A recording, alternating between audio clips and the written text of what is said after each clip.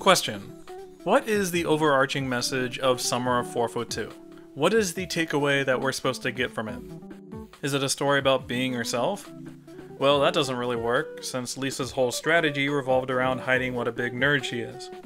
So is it a story about fitting in and acting like everyone else? Maybe, but the kids don't exactly abandon her when they learn the truth about her background. So maybe there is no moral and it's a bunch of stuff that just happened. No, get out of here, Season 2. Summer of 4'2" presents a fairly simple social situation, one that I think everyone encounters in their lives to various degrees. I mean, even The Simpsons looked at this kind of dynamic already in Moaning Lisa. But this episode is the more extroverted approach of the two, not simply landing on an inward-looking statement about one's feelings and self-esteem. Summer of 4'2" is brilliant in that it builds on top of an episode like Moaning Lisa. It examines the pragmatic aspect of our day-to-day social dynamics. It's not content to just throw out a couple cliched pieces of advice and call it a day. It plays with them, it contradicts them, it examines their various outcomes. It wastes very little time and gets straight to the point about the subject that they are tackling. Look at how efficient they are in Act 1 setting everything up. Lisa is portrayed as her usual overachieving self, being talked up about how her successes will make her popular, only to get completely dumped on and ignored by her peers around her. It sets up Bart in the more dominant position socially. It sets up Milhouse as the character we'll kick around for 20 minutes. They very briskly set up the vacation destination, just one scene between Homer and Flanders. Love the impatient body language of Homer right here, almost like he even knows that the plot needs to yada yada through all of this. It results in a nice leisurely second act, very fitting for a vacation episode. It benefits greatly by the fact that Little Pлагмата-Squamset Port is not a real place. You're never going to find Little Pлагмата-Squamset Port on a map, so they don't have to do a bunch of dumb Little Pлагмата-Squamset Port jokes. This is a character piece. It's not about showing off Little Pлагмата-Squamset Port. Okay, I'll stop now. The point is that it perfectly captures the feeling of just chilling with your family in a beach town. Stuff like going to random shops, relaxing back at the house on a lazy evening, going to a carnival.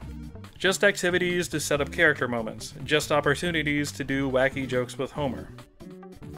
Homer's adventure into illegal fireworks is probably the closest thing we get to a B-plot, and even that is probably being generous. It's like 3 scenes long. But those 3 scenes are basically perfect. The American Graffiti joke, Marge's response to Homer's party, the almost Looney Tunes zaniness of him running around the kitchen. I love how the episode is still grounded enough to include 2 separate jokes of Marge cleaning up after him. Who said that realism can't be funny? Marge's portrayal in general is fantastic. They have a strong sense of where the sense of humor is with her character, something a lot of other episodes struggle with. It's jam-packed with odd little character moments that only she could deliver. Unlike her husband, who is in total Captain Wacky mode, Marge connects up to the Lisa storyline in a very significant way. Marge has always been characterized as being very stuck in her ways, very complacent about her current life. She serves as a nice character foil for Lisa, who is actually trying to spread her wings for once. I really like how, despite her disappointment about being abandoned, she remains cheerful for the rest of her vacation. She's still actively supporting her daughter's pursuits. However, she does give Lisa pretty useless advice. Real talk. I tend to hate stories with a be-yourself message. I think they have been done so many times that they're kind of worthless. Okay, maybe not completely worthless, since it still deals with self-identity and knowing who you are. That's very important on a foundational level, but it's a very inward-looking message, you know? It doesn't really deal with the pragmatic aspect of, okay, I'm talking to someone, what now? If you're only focused on yourself, how do you relate to other people? How do you branch out? How do you make those social connections? Summer of 4'2" is awesome in how much it gets into Lisa's head, how much it portrays the deep insecurity people often have. This is not a life or death scene. She's literally attempting to say hi to a group of kids. Those are the stakes. I think this scene perfectly captures the sort of what-if analysis paralysis that is so daunting.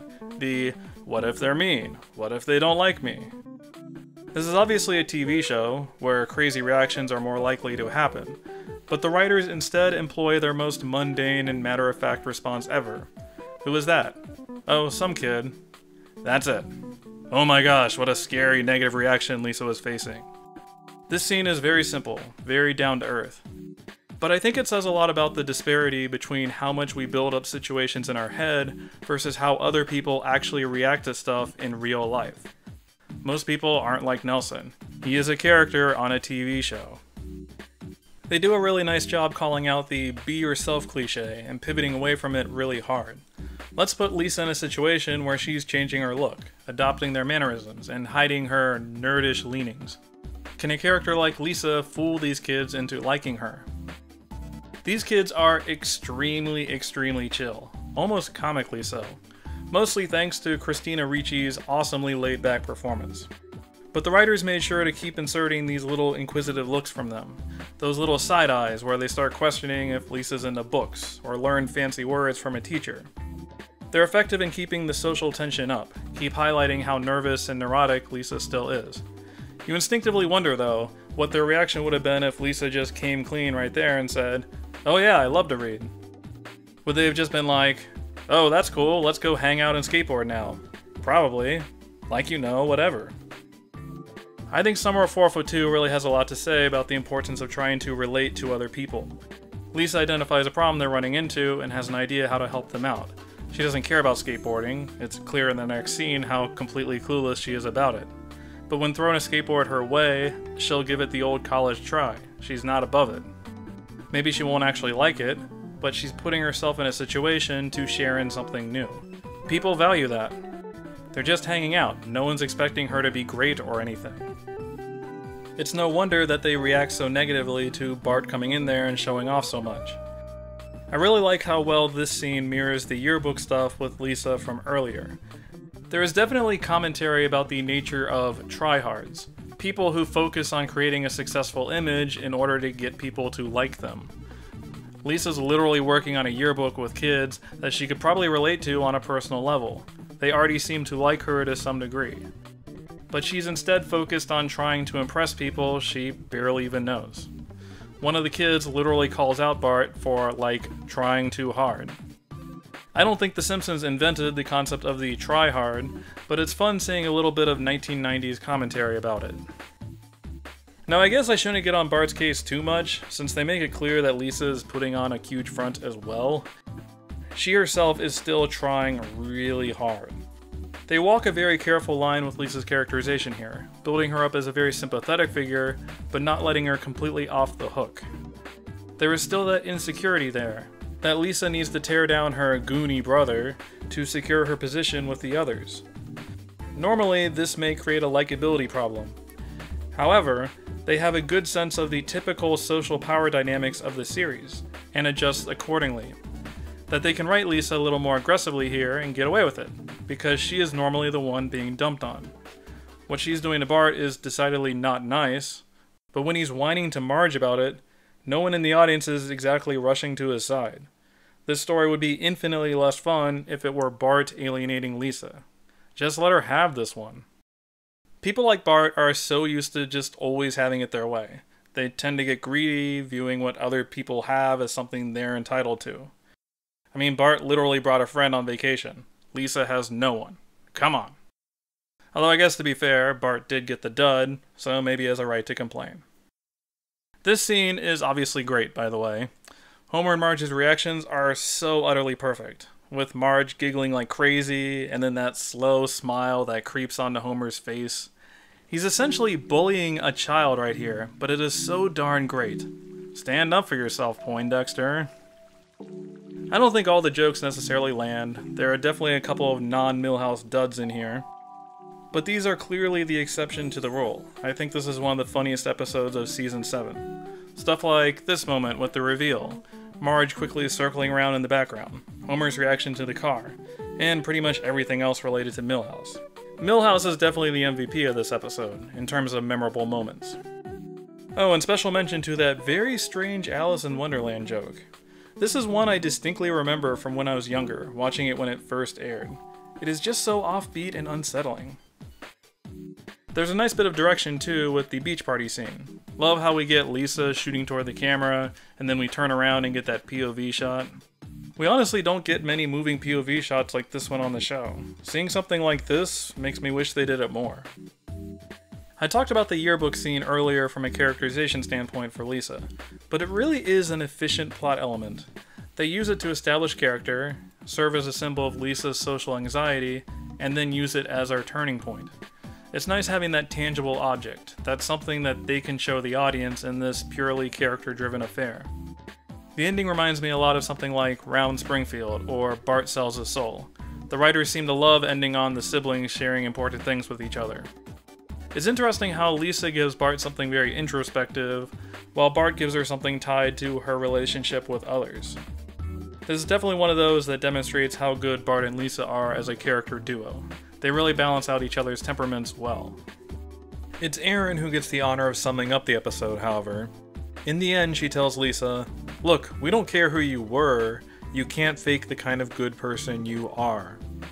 I really like how, in this story of transformation and growing, that they come around to this strong character-driven message at the conclusion.